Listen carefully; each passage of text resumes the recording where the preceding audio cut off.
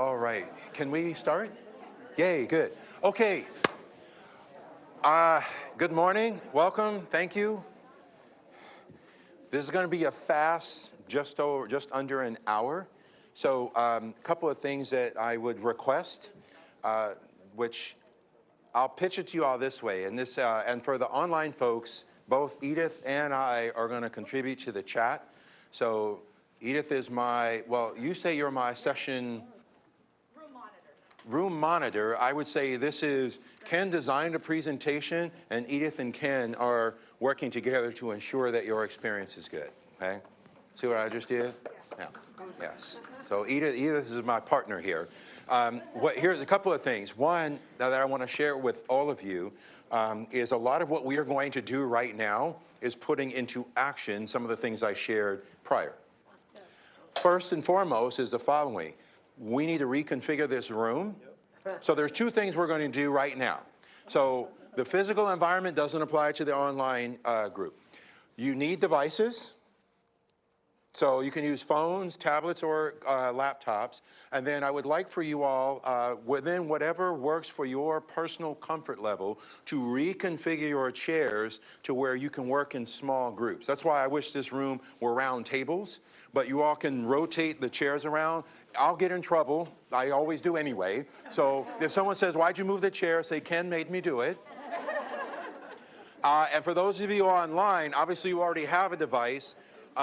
There will be, when we do our discussions, I would ask you all to use the chat, which both Edith and I will contribute to the chat. And then when we do our contributions, I will make sure that relevant links are posted in the online chat as well.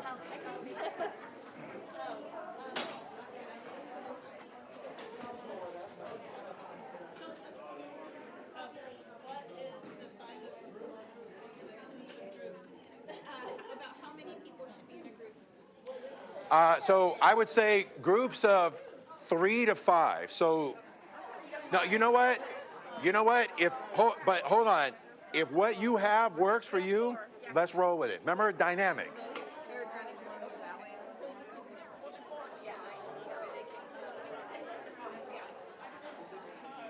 And I forgot, there's about a 30-second delay right there. Yeah. All right.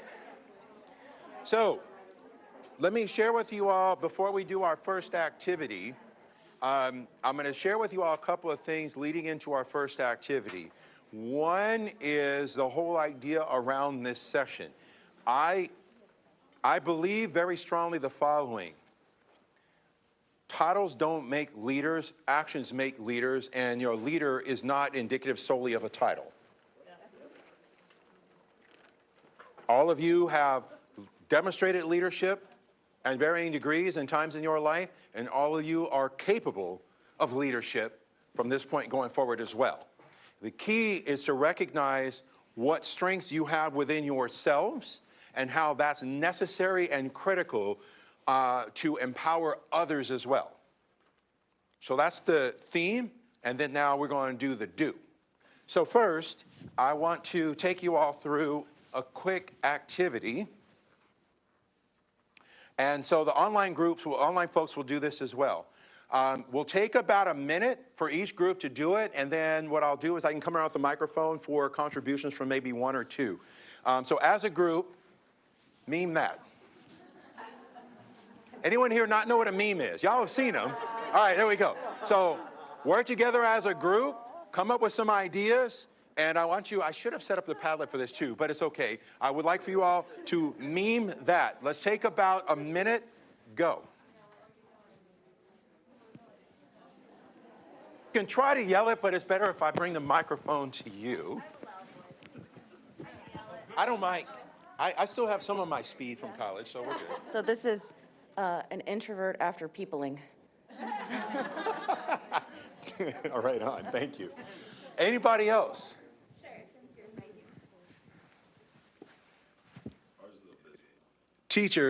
Teacher, take out your book, me.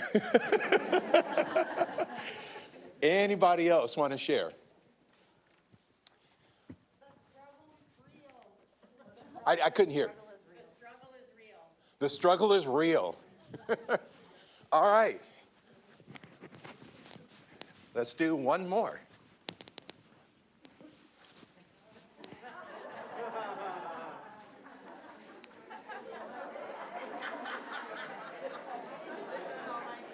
One minute, go.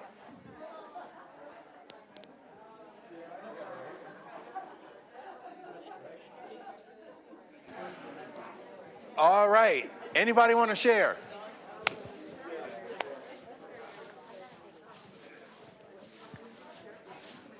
If you could say it really loud, and then for those of you near, just repeat it. Go for it. Like 3 of you held your phones up, so go, please. Even this might not be enough. Even this might not be enough. Time for my second cup. Say it again, please. Time for my second cup. Time, oh, time for my second cup. Please. Oh, geez, okay. And then last. I wish this were wine, yeah. So I'll share with you all real quick. My favorite contributions to these have been the following. In fact, I'll do it. My favorite has been the simplistic ones of Friday, Monday. All right, give yourselves a round of applause. Thank you. Thank you, thank you, thank you. And for the online folks, thank you. So, 2 things around what we just did. Now we're going to put on our design hat and our leadership hat. 1, I despise icebreakers. Sadly, why? Remember the brave space poem, which I'm going to put up in a moment.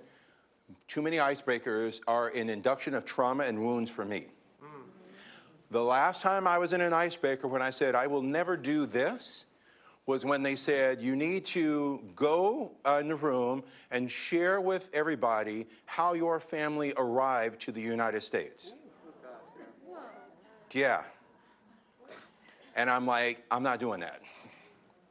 And in fact, I'm like, what I'm going to do is I'm going to remove myself from this situation.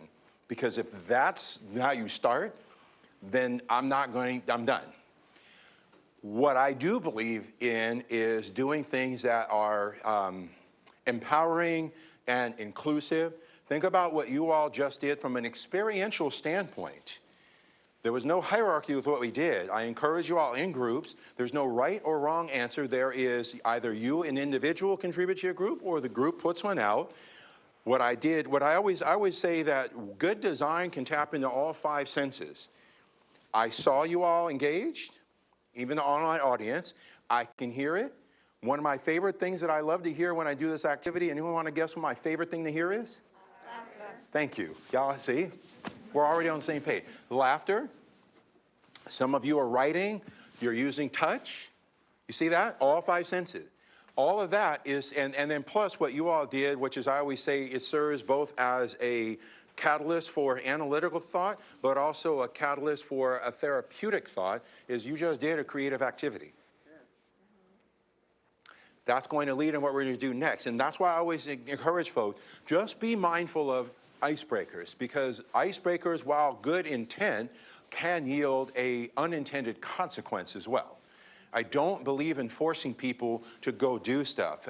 I personally believe that I am definitely what I call, I'm an introverted extrovert, which means I love being in social spaces, but I also appreciate time to myself. I spend a lot of it on planes. So for me, I don't want to do anything that forces you to do something that you don't want to do. That is inclusive, by the way, because I'm accounting for what are all the different variables that may exist in the room, and how do I dismantle those so that you can contribute to whatever degree you want within what ideally is a low-lift thing, because most memes that we remember, they either invoke a thought or laughter, and ideally both. Now that leads to the next thing, and for the online folks, thank you all so much. The whole idea around this, again, is empowering leadership, how we look within ourselves to empower others. So we're doing an abbreviated version of this, given the time we have, but the goal for you all is to really start to identify some practices and procedures that you can modify to what works for you and your environments and then normalize them. Even something with what we just did, for example. And so that ties in with what I shared in the keynote, and what I'm sharing now is a recognition of the following. So as I shared with you all in the keynote, I look at systems, but here's the key. Systems are people, and people make up systems. And in many cases, if you want to change the system, you got to change the people. And if you want to forcefully change the people, then you change a policy that dictates the system. See how that works? It's twofold. That's why I don't believe in either or thinking either, which, by the way, remember I had mentioned there is 15 conditions of white supremacy in organizations. Either or thinking is also one of those 15. Okay? So I don't believe in either or thinking. I believe in nuance and recognizing all the following things, and they fit in with this now. So here's how I would ask you all to consider a growth mindset in our context. Growth mindset, as I've seen, I reject. Growth mindset in our context is different. And the reason why I say it is because I've seen firsthand growth mindset weaponized to gaslight students into thinking that that the deficiencies that exist in their performance are of an individual nature with no consideration of social context. I've just seen it firsthand. Oh, you're not doing well. Oh, you're not getting any sleep. You need to work. You need to show grit and resilience. Like, no, you need to ask, why are they not getting any sleep? Why are they not fed? That's the problem. Not, what's the disease, not what's the symptom. So for me, for us in growth mindset, there are facts and there are fictions. I would like for us to look at all the facts in our context. Can we all agree that learning is lifelong? Are you all lifelong learners? We can agree to that. Yes, perfect. And in fact, I always say our experiences are learning opportunities. You notice I'm saying that because what I remember that was popularized in education was the whole idea around embracing failure. For those of us who've been around for a while, I've seen that weaponized too. Again, I learned. So for me, all of our experiences are learning opportunities. We learn from our wins and we learn from our losses. And how do I know that? Because I can give you all a prime example. Remember I shared, I played football. When we ran a play that scored a touchdown, you still watch film. Why? Because you want to see what made it successful and how do we repeat that. If we didn't score a touchdown, why didn't we? How do we take corrective steps and then now do it again? By the way, testing, correcting, testing, correcting, testing, correcting. Anyone recognize that process? Engineering process, computer science and coding, computational thinking. See, I can connect them all. So, and then lastly, our stream of thought and our mindset should never be static. It's always dynamic. We want to use every experience that we engage in is an opportunity for learning, and that is part of our lifelong approach to learning. It's why I was just sharing with Edith, I have a recent, you can see some of my hands, but for those of you who saw me yesterday, I'm a huge, clearly huge fan of body art. And the reason why I mention that is because all of my tattoos, which I think I'm at like 48 now, they're my stories. Okay, let's dismantle the vilification of body art. Okay, let's dismantle that. I've done a lot of work with Native Hawaiians and my whanau, which is my Maori. Whanau means family in Te Reo, which is their language, and body art is normalized, by the way. So I say that to you all because one of my recent tattoos that I connect to the facts here is I have a clock with wings, and the clock is breaking off and fading, and it says, time is a currency you only get to spend once. And so the whole idea is recognizing that our time here is a gift. We're not going to be in the same disposition, same place, or same being ever again. So we can use this as a mechanism for growth and learning in the interactions we have with each other, whether they be formalized in a session or informal at lunch or passing in the hallways. All of that is an opportunity for us to learn and grow together. The fictions aligned with these are the fact that some people believe that in a growth mindset, some have it and some don't. That is fiction. Also, focusing only on the positive. You all heard the phrase toxic positivity? Yeah, that is a gaslighting tactic, by the way. It is often used to dismiss real, legitimate concerns or needs that people have. Well, just keep it positive. I don't want to hear anything negative. That's honestly, I associate that with cowardice, to be honest with you all, okay? And then lastly, we're not going to focus on the outcome, but we rather focus on the experience. The ends doesn't justify the means. It's what is the experience we have along those ways. That's how I'm asking all of you and our online audience to look at what we are doing together here. Now, with that being said, I'm going to go back to the poem, and I'm going to ask you all to take about a minute. No, let's take 2. Okay? I reject sense of urgency as well. Let's take 2. Remember, sense of urgency is one of those 15. Take 2. Give yourself the time and space to reread, process, but then share with your group any particular line that resonates with you at this particular time. Okay? Let's take about 2 minutes to do that, please.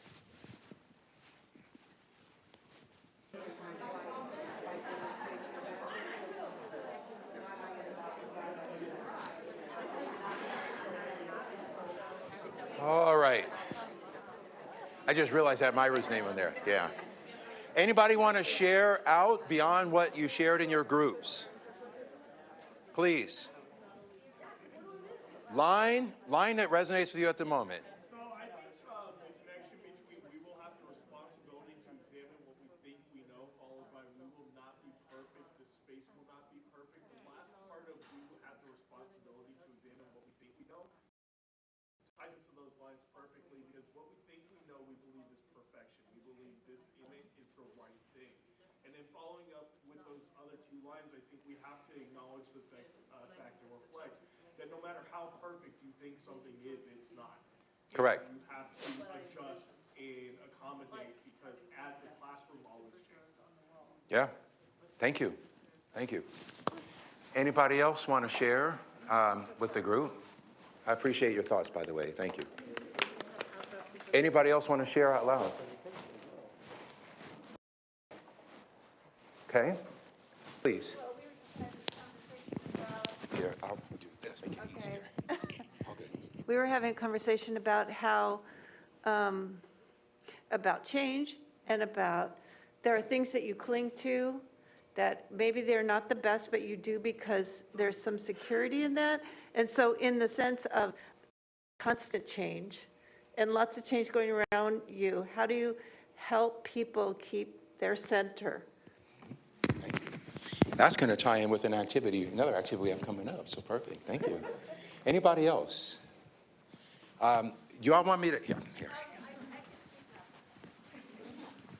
The catch for me is that by the way, if you have small children, don't let them listen to loud music. Trust me, because I have accelerated hearing loss because of that. Yeah. We all carry scars and we all have caused wound. For me, that statement is powerful because it made me look inward. Sometimes we see other people cause as scars, but then we really didn't recognize. Like I looked inward and see how I caused other people's wounds, and then as a reflective practice to modify my actions. And it's not like you expect people to be nice to you, but you can walk around and be, a bad person. Yeah. Thank you. And your hand was up as well, yeah? Oh, okay. Sorry. For me, it was we amplify voices that fight to be heard elsewhere. I think it ties into the inclusion, and for me, just with everything that's going on in our country, it just amplifies that we are not inclusive, and that we still have separation and silos, and that we need to help others share their voice. Perfect. Thank you. Anybody else? That line, by the way, that you just shared is, we amplify voices that fight to be heard elsewhere. That is aligned with, I remember having dialogue about it and encouraging. Remember I shared with you all, I'm a word sleuth, around just be mindful of the, what you all saw this, around the whole idea around giving students voice and choice. Some of you are shaking your head. Remember that? Think about what I just said. Giving students voice and choice. How can you give somebody something they already have? That's why I pay attention to the words. And I'm like, okay, so now if that's the case, Whose voices are you centering? Whose voices matter? What choices are you offering? You see how there's layers to all of that. It's the whole idea around, let's oversimplify the human condition into these catchphrases and these singular words, and just do this or just do that. It doesn't work that way. So I appreciate you all doing that. Like I said, I share this poem before all of my diversity, equity, inclusion workshops and my anti-bias and anti-racist workshops because, again, and I have no problem owning that even for me, early in my career especially, I know for a fact that I cause wounds. But the key with that is when you have the gift of feedback, do you reject it or do you consume it, consider it, process it, and then become a better version of yourself as a result of it? That's aligned with what you all saw with the growth mindset. And that is how we go against this. If we don't accept the fact that the way we've always done things is the only way to do things, then what we do is we begin the process of dismantling the bandwagon effect bias. Two most dangerous biases that exist in education, which again, there's 12, but the two that come up the most, bandwagon effect and confirmation bias. This is the way we've always done this. Really, why have you always done it that way? I'm going to find data. Remember, Chris said it yesterday. Research, data, I can manipulate it. I can find numbers that justify what I think. By going through that cognitive process, that's confirmation. I'm confirming something I already think, confirmation bias, to reinforce something we've already done. It's not easy. Trust me on that. But the first step towards, what I always say is the first step towards restoration is acknowledgement and then reconciliation. And really, I would even argue acknowledgement, then truth, then reconciliation, then restoration. We have to be willing to accept what truths exist versus which ones don't, acknowledge the fact that we have been contributors to or participants in, sometimes unwilling, reconcile with the fact that now I have new information, what am I going to do with this new information? And then now, remember Chris mentioned it yesterday, the whole idea around getting towards restoration. If harm has been caused, what is necessary to get back to what existed prior to that harm?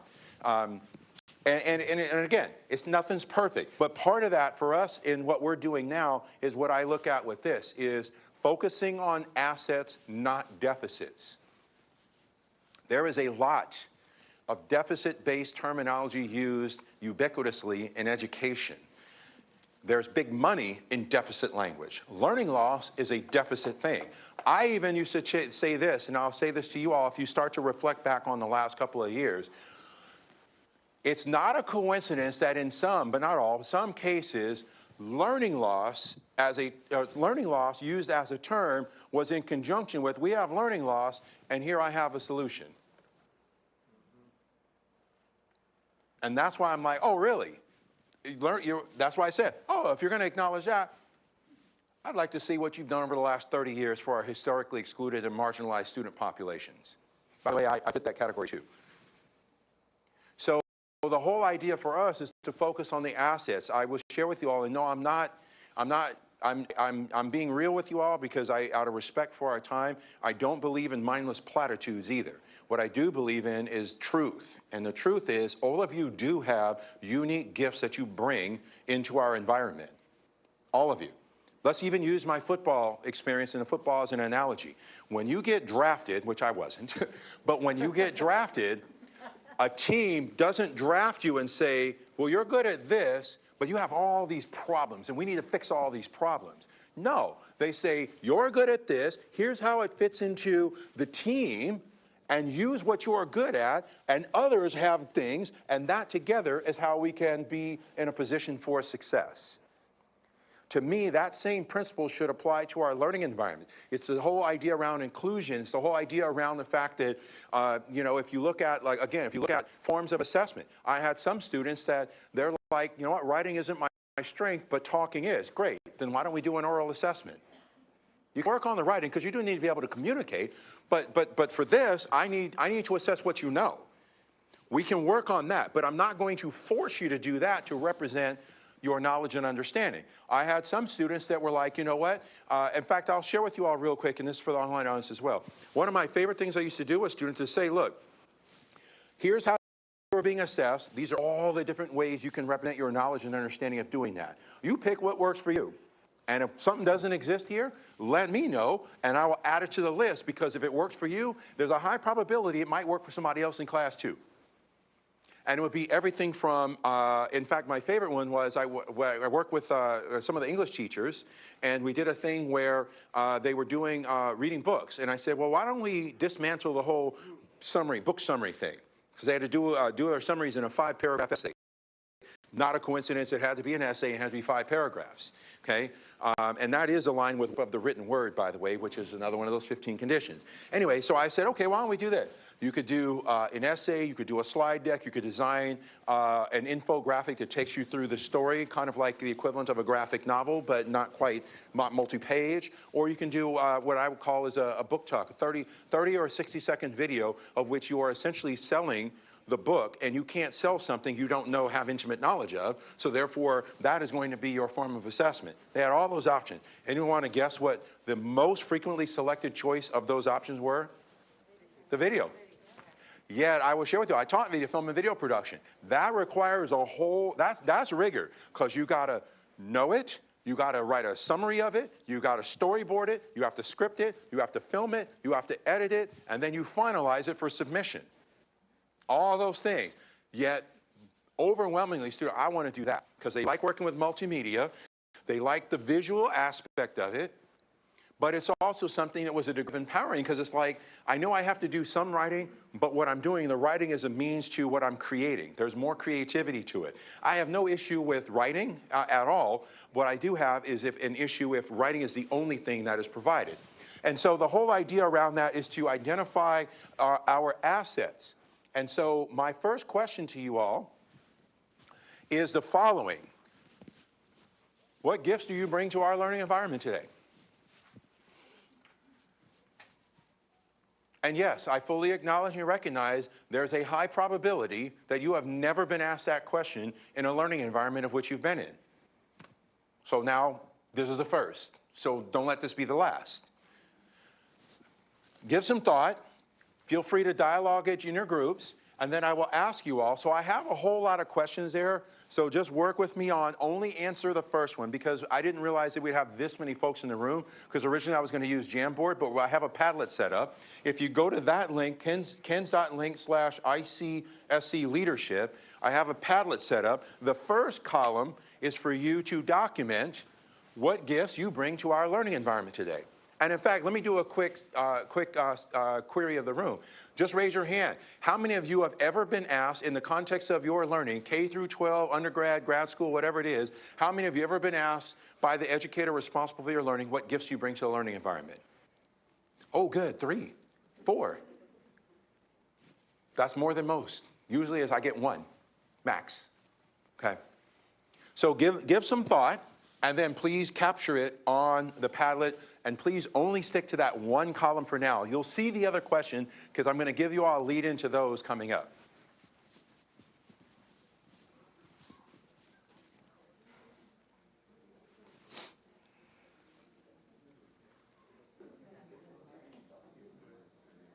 All right.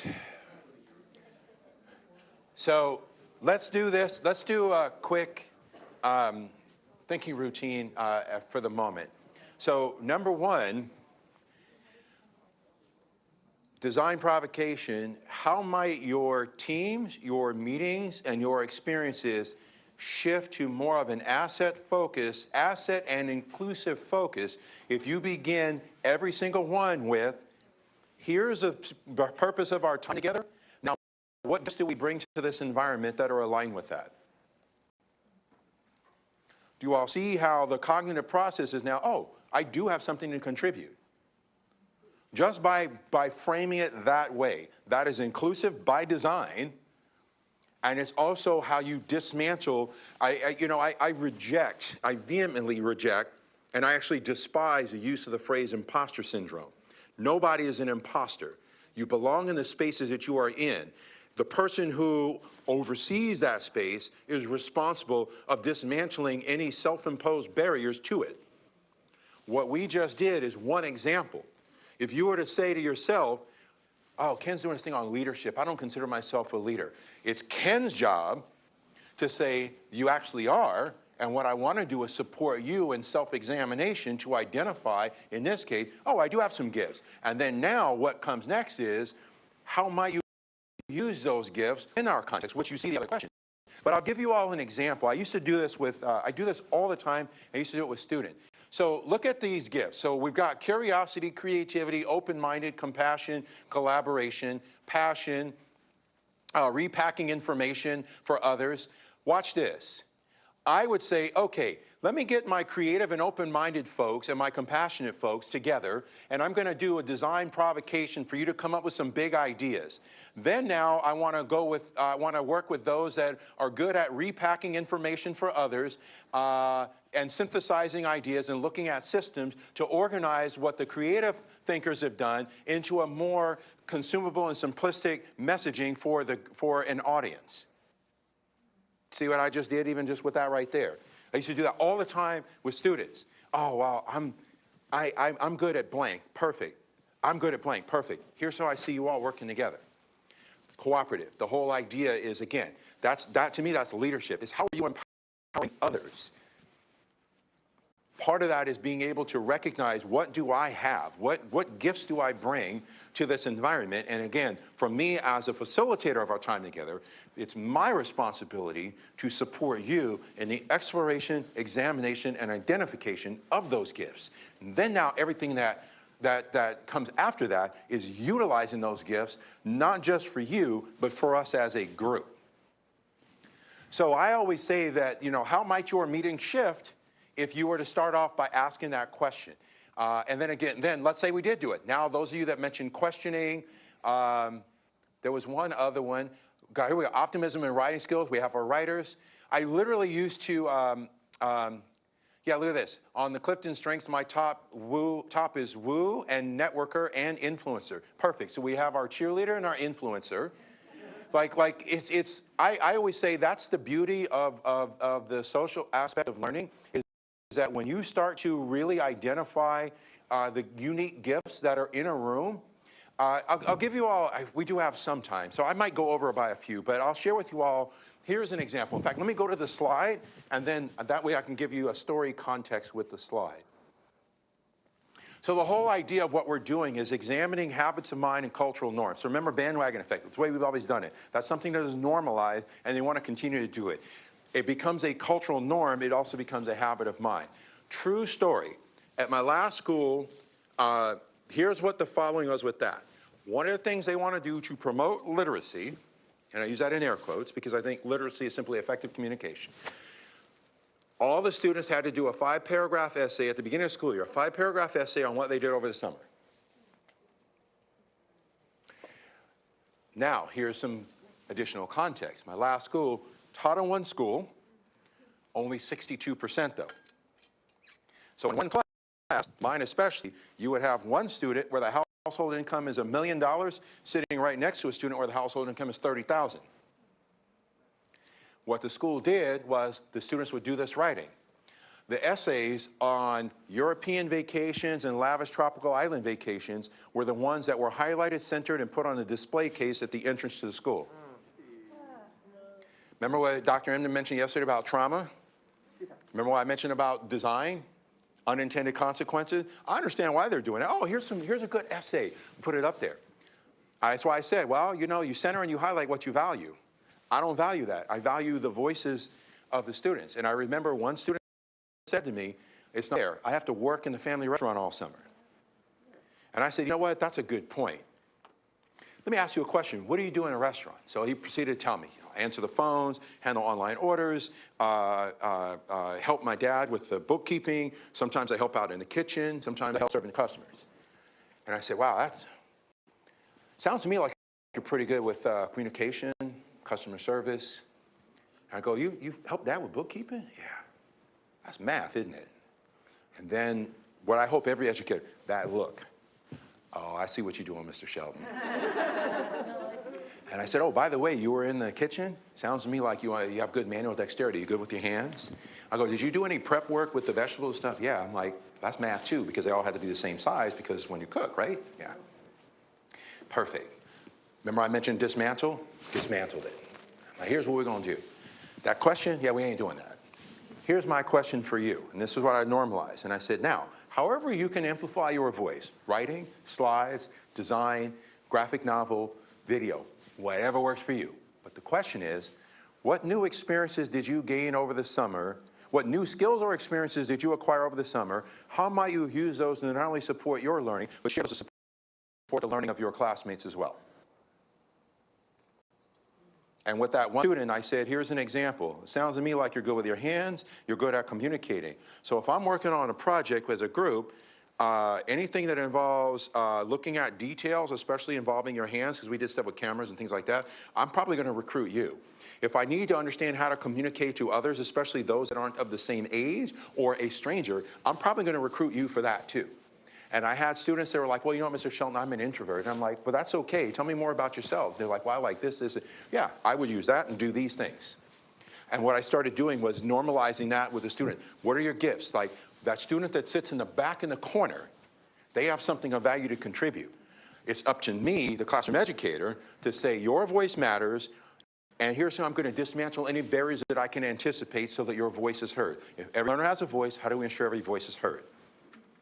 And that's how I did that, and that's what dismantled that. I acknowledged the harm that was being caused by that activity.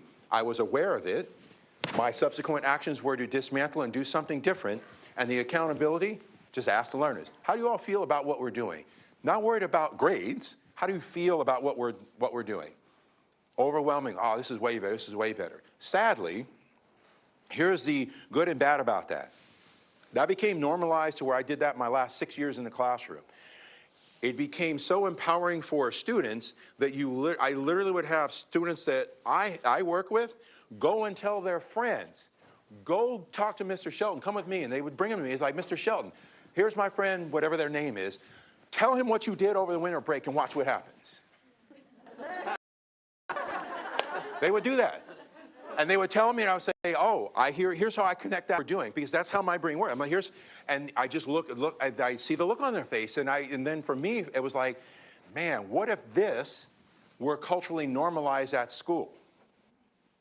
Think about how liberating and empowering that is, that every single child now, each and every, different than all, each and every child like, I do have something of value to contribute. I do have gifts. You see how you flip that around? Doesn't mean there isn't room for growth. It just means you want to identify what are my strengths, and then now how do I utilize those? And so that leads me to the next set of questions for you all to a dialogue around, and we are going to, if it's okay with you all, we'll go over time by just a few. I do want to be respectful of your time. What we're doing is building what I call a leadership ethos. Are you all familiar with ethos, pathos, and logos? Okay, so for those of you that are not, ethos is the culture, characteristics, and conditions of a community. What we're doing is how do you build a leadership ethos? By starting off with recognizing that each individual has something of value to contribute to the collective, that by helping and support each individual at identifying what gifts and what assets and strengths they bring to the environment. And then what I'm going to ask you all to do is the following. We'll take, I will feel rushed and I apologize. Let's take no more than 3 minutes for you all as a group to work your way down each of those questions or whatever works, and then document your responses in that Padlet, because all those questions are in the Padlet as well. And there's a couple of more where I ask that are aligned with taking ownership of your learning, which is what are your needs of the group and what are your contributions to the group. Let's take about 3 minutes, and then I have a couple of closing remarks, and this is why I'd rather this be an all-day workshop. But the gift of time, we use what we have. 3 minutes, as a group, go from top to bottom or whatever works for your group, and then while you're doing that, maybe go ahead in the Padlet and just document some of your thoughts, and then we'll go to our last few things, please. And ignore where it says Jamboard, because obviously we're using Padlet now. All right, we do have to continue on, so I apologize. But what I do think, I do want to point out the following before we conclude. If you'll notice several things here, and ideally you all can see the direct connection. The first step is to identify who's in the room and support you in identifying what gifts you bring to the environment.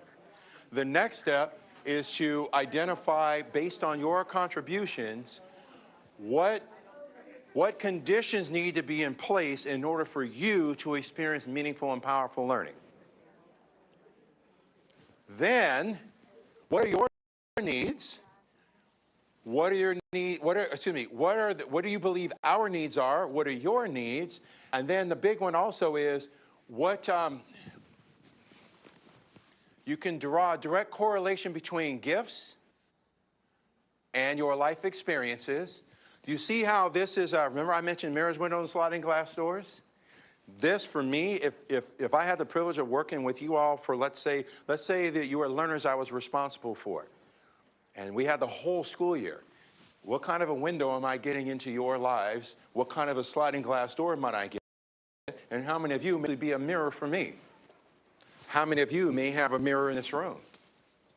The whole idea is to utilize the totality of our experiences and what our contributions can be to support you, the individual, and us as a group. It's where I go into, which I don't have time to go into it hardcore, but I would encourage you all to look at Google search. It's why back in March of 2020, I really encourage educators to not post on social media Maslow before Bloom. Anyone want to guess why? You're shaking your head, you know. Yeah, we're already here. See that? Yes. Because Maslow stole, I've seen heavily borrowed, inspired, I'm calling it what it is, stole his ideas from the Blackfoot peoples, the indigenous peoples to North and South Dakota and Southern Alberta, Canada, yes. You look at, and you can do the research, if you do a simple Google search, Maslow and Blackfoot, you will see. And it's way different. Way different. Blackfoot, community. The health of the community is dictated by the health of the individuals. And in order for cultural perpetuity, or what I always say, community-based optimization, all individuals need to be met, but that's also within the construct of the collective. That's exactly what we've done. Now take what I just shared and apply it through an inclusion lens. When people are excluded, the growth and the opportunities either are limited or don't even actualize. I know what I just said is going to get you all thinking. I said I wish we had the whole day.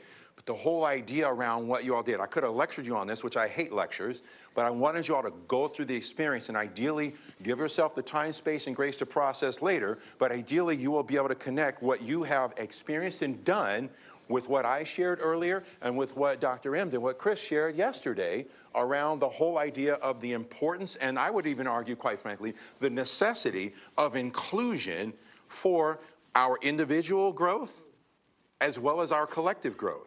In fact, I used to say this to students, and I'm going to go on for time's sake because I don't want to interfere with lunch more too much.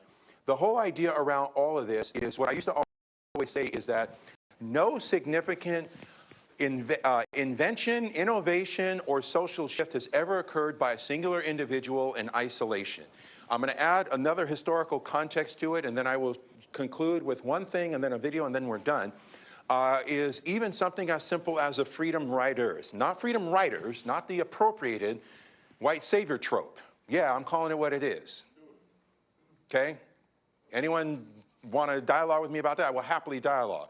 But that is a white savior trope, and it is cultural appropriation. I'm going to tell you why, because I don't have a photo in this. Because I went on a trip, I had work in Atlanta, and I went to the Center for Civil and Human Rights, and I was there with a very, very dear and close friend of mine. I don't know if you all know Holly Clark. She's one of my best friends, okay? We went to the Center for Civil and Human Rights. There was a whole wall with the freedom riders. And I said to her, my favorite thinking prompt when it comes to visual, take a look at that. What do you see? What do you think? What do you wonder? You know what she saw? Just as many white faces as black faces. You know what all the images are? Mugshots. Yes, mugshots. I have it on my phone. I'll show you all later. And I said, you see that? Now imagine, remove all those white faces from that, and how effective would the freedom rides have been? How effective would any of that stuff have been? You have to build a coalition. You have to be inclusive You have to, in order for individuals and groups to actualize their full potential. That is exactly what you all have done to lay a foundation for that. Recognizing who's in the room, providing access to contributions, because every voice matters, okay? And doing it in ways, that's why if you all notice, I asked for out loud contributions, but I didn't say every one of you has to share something out loud. Some of you don't want to. I'm cool with that, but you did share in your groups. You see, that's inclusion by design. I didn't say everyone has to say something out loud, but I guarantee you pretty much almost all of you contribute on that Padlet. See that? So I share that with you all also because part of that is to recognize all the following conditions must be in place for leadership to be both empowering and sustainable. I keep using that word because I see stuff and it's gone. Sustainable. It must be cooperative. That's what we've done. It must be intersectional. If we had more time and I took you all through an abbreviated version of an identity inventory, you would see how intersectional it is. I stress that. If you don't understand intersectionality, I will tell you all. I am a cis, hetero, black, able-bodied, English-speaking, raised Christian male. All those are components of my identity. Think about which ones I am oppressed from, but which ones I have a benefit from. I have a privilege from. You see, that's intersectionality right there, just even oversimplified. It must be intersectional. Who's in the room and who's at the table when key decisions are made? How are their voices amplified? How are their experiences and representations a critical part of the decision that's made? Asset focus, you all have done that. What gifts do you bring? Let's focus on assets. All of us have something of value to contribute. Cross-cultural, look around the room. The optics tell one part of the story, but your experiences also tell another part.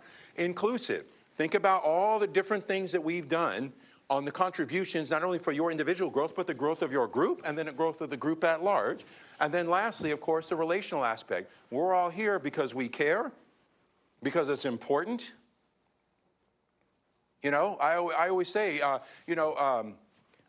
of the questions I used to always ask, believe it or not, it's a true story, I would ask teachers, how many of you chose to go into education because you want to cause harm to kids?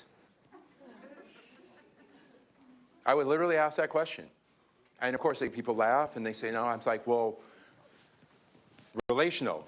What if I told you something you were doing had the high probability of causing harm to kids? Remember the brace-based wound? We all carry scars and have caused wounds. Would you want to know? Would you want to do something about it? How do we work on that side by side together? Okay? And so then lastly, I want to share with you all this and then a video. This is an example for you personally, what I call the intra and interpersonal diversity audit. It's how are you exposing yourself to places, people, and experiences that are outside what is potentially normalized for you. Do you seek learning opportunities from voices not like your own? My main one, think about your friends. How do you define friendship? I define it as a person I've spent a significant amount of quality time with. If someone is a friend and you have children, do they know the first names of your children? Have you broken bread together? Have they been in your home? Have you been in their home? All of those things shape remember that question I said, what lens do you, experiences and lens do you see the world and your role? That's all a byproduct of a lot of these things here. Social media, look at your social media feed. Here's a quick social experiment for you all to do later. Look at your phone and look at the last 10 text messages that you sent that aren't family members. What type of diversity is represented in that? And if the answer is none, the first thing to say is, well, I don't see it. Okay, then is it a byproduct of you just don't have regular interaction with someone who doesn't fit that? Or your friend circle is actually a lot smaller than you realize, and then what might you do about it? And I will stress the following, and then I'm going to show you the video. The whole idea around that is not to look at it and say, oh, I feel guilty or I feel shameful about this. No, no, no. It's an opportunity for growth. That's why I always say that. I reject even the guilt and shaming stuff. Anyway, and so I want you all to see this. We're going to conclude with this. Everybody, so this is where I borrow this from Chris Emden. Remember, he's a big hip-hop guy. So if you're into hip-hop, if you all know it, there's the primary, the MC, the mic controller, and then there's a person who's their hype person, That's why I said hype man, woman, or person. Like they're saying something, they're like, yeah, go, go. I almost wanted to be his hype person yesterday, his hype man yesterday, because he kept referring to me, and I was like, yeah, you tell him. But all of us ended up being technically his hype person. I want to show you all a quick video that's aligned with this, and then we will conclude.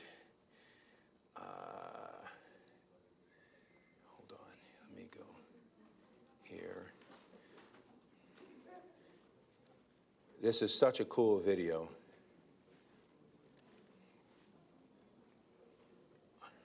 Oops. Let me move it over here.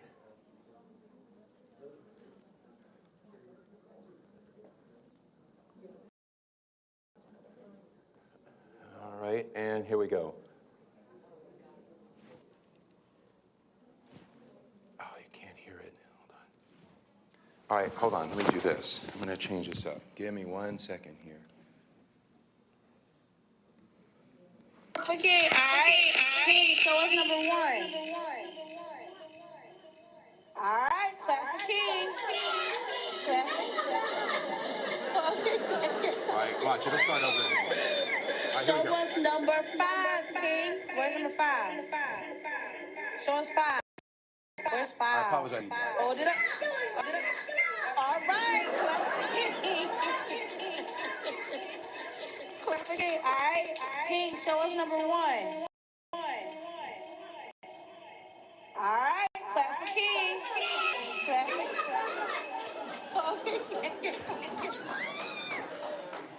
All right. King. Where's number 5? Oh, wait, Show hold us on. 5.